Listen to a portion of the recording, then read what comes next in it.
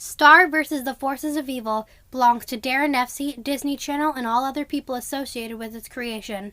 Please support Star versus the Forces of Evil and go buy the Magical Book of Spells.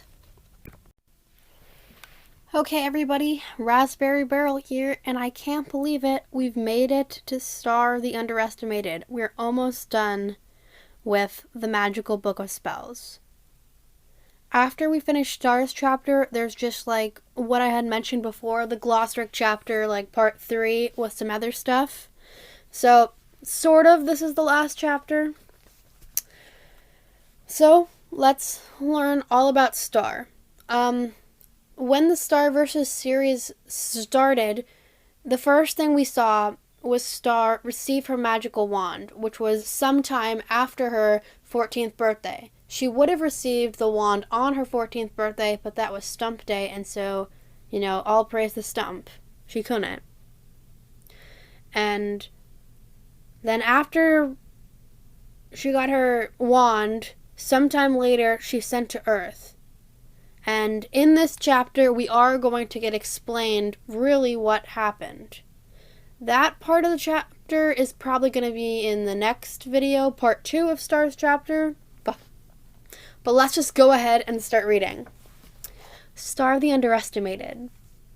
Star the Underestimated was queen for just 4 days, her one decision on the throne to give it all away. My wand crystal, it's yellow.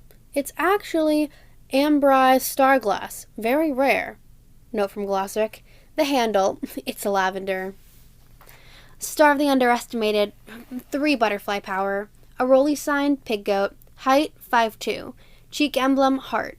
Attributes, strength 13, intelligence 16, wisdom 11, dexterity 16, constitution 15, charisma 18. And then right here she's trying to do the secret code. Wait a minute. I'll get back to this. And you can just look at that for a second and try to translate it, and here it is right here, what she was trying to say. The mill horse, it smells. His name is Pumpkin, and he was your mother's. He was actually sired by a brother of Svtfoe, says Glossric. Hey! I did it. I broke through. I've had this book since my 14th birthday a couple weeks ago. Well, it wasn't my real birthday. We don't celebrate my real birthday because it falls on Stump Day. All hail the Stump. And I couldn't bring myself to write in it. After reading all my grandmother's chapters, you stopped reading after Skyward's chapter, says Glossric. Hey, I skimmed. It's a little intimidating. There's so much cool stuff that my grandmas, and apparently an uncle too, wrote in here. It's a lot to live up to. Anyway, my mom told me I have to write in here. Just start somewhere, Star, she said, and each day that I wasn't writing in it, I was aware I wasn't writing in it, and then I started to worry about worrying and not writing in the book. And then I had this dream that no one loved me, and my teeth fell out, and it was suddenly okay to wear food pants with food printed on them. And I sprang up in bed, ran to the book, opened it to Glossric's room, and yelled, Glossric, what do I write in this cockamamie book? I guess I scared him because he yelled hey at me. Then I realized that was the perfect thing to write in the book. Brilliant, says Glossric. The Silver Bell Ball. At the request of Queen Moon Butterfly, your family is cordially invited to attend the Silver Bell Ball, welcoming the Pigeon family to the Kingdom of Muni on the 28th moon of Norath, Year of the Heart. I wasn't looking forward to the Silver Bell Ball this year. First of all, Ponyhead wasn't going to be there because they were on a family trip. And second, there's this new family in the kingdom, the Pigeons, and they're, pigeons. My mom wanted to make sure that we welcome them in the kingdom properly because they're new, so she decided to center the ball around them. I'm not exactly sure what happened. My parents have been vague on the deets, but basically I think the pigeons completely took over old Muckwald Manor. Problem is, the Muckwalds were still living there, so there was a lot of war and destruction and bird poo, And now the Muckwalds are gone, and the pigeons are the new ruling family of Muckwald Manor. Anyway, I'm not really into birds, but I'm so glad I went to the Silverbell Ball like a good princess because I got to meet Sir Thomas Lusiter, Prince of the Underworld. He's the first prince to attend the Silverbell Ball to be both close to my age and not A, a bird, B, a fish person, C, a Muckwald, and D, a relative. As if those things alone weren't enough, he's also a hot demon with a swimmer's body. Before you criticize me for being shallow, we also had a ton to talk about. I don't know what yet, but I know it's there, you know? Anyway, at the end of the night, he sort of asked me to go to the Lava Lake Beach boardwalk for corn shakes. Tom Lusiter. So we had our corn shake date. Well, corn shake date really isn't the proper term. Tom was sort of not thinking when he invited me to have corn shakes in the underworld because, as you can probably imagine, corn shakes don't really last down there. You know, because of all the molten burning stuff. So we ended up with cups of melted corn shakes. Kinda gross, but the date was great. Ooh, I bought these on the boardwalk. Special only, $14.99, or the soul of your second born. What do you think? Who are you talking to? Says Glossric. I like them, but I don't want to come across as one of those people who goes on vacation to the underworld and comes back and is all like, yeah, so I'm basically a demon now. You know what I mean? Anyway, we had a really good time, and I think we're going out again. This time, maybe somewhere above ground, where the corn shakes won't melt. So yeah, quickly, Star got her horns a couple days after the series started, but before she went to Earth. So yeah, those horns are new.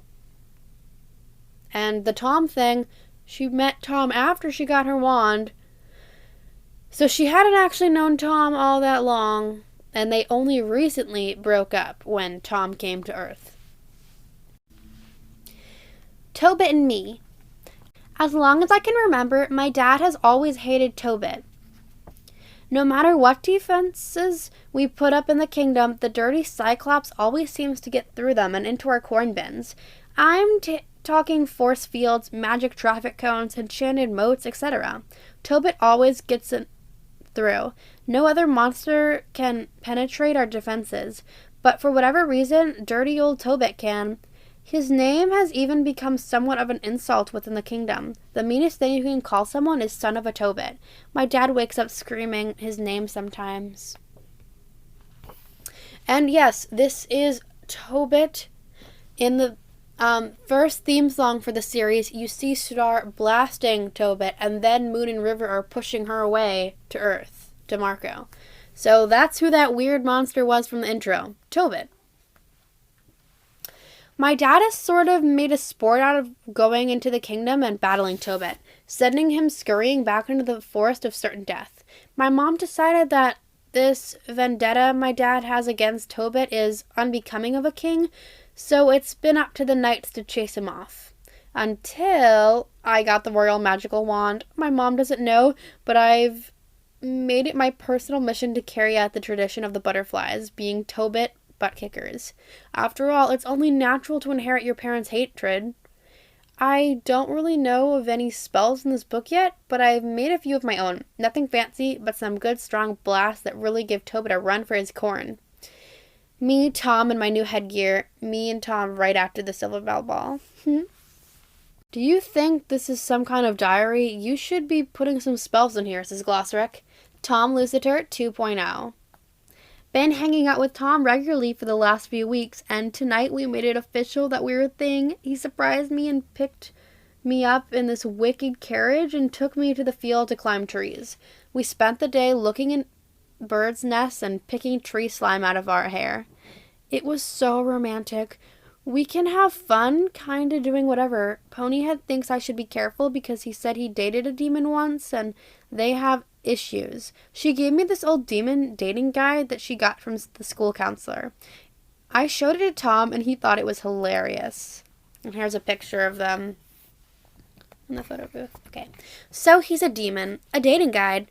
By Gladdy the Vaxxed, love doctor and founder of Gladdy's Life Coaching and Anger Intervention Centers of the Underworld. So you've decided to ignore the advice of your parents, friends, and anyone else with sense at all, and you're going to date a demon. Here are some things you will want to know about your new demon boo. Understand his anger. It's true that demons are notoriously angry. My research in the fields has led me to conclude that this anger is a result of living in a state of constant burning. Imagine your world. Now imagine it on fire. Doesn't it make you angry? Embrace his mascara. Those aren't tears of soot. Demons put a lot of time into face makeup. Chances are that's why you like your demon in the first place. However, sometimes we forget to notice his efforts to beautify himself.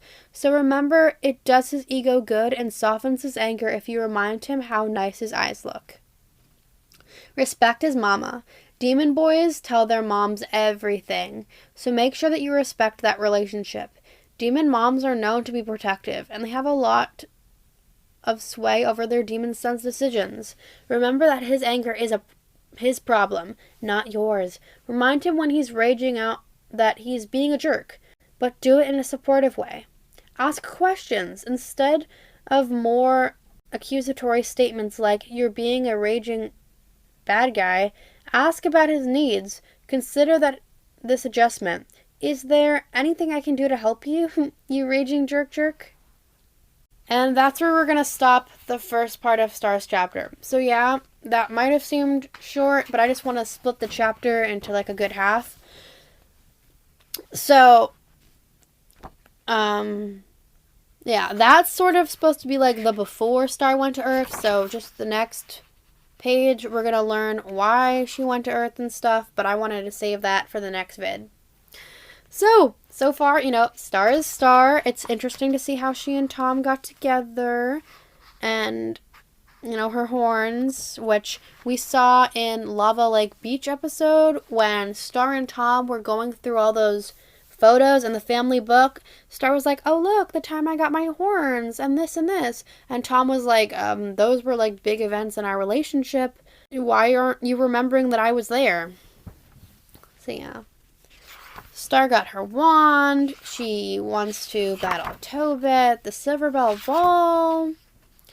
And she's treating her spellbook like a diary right now.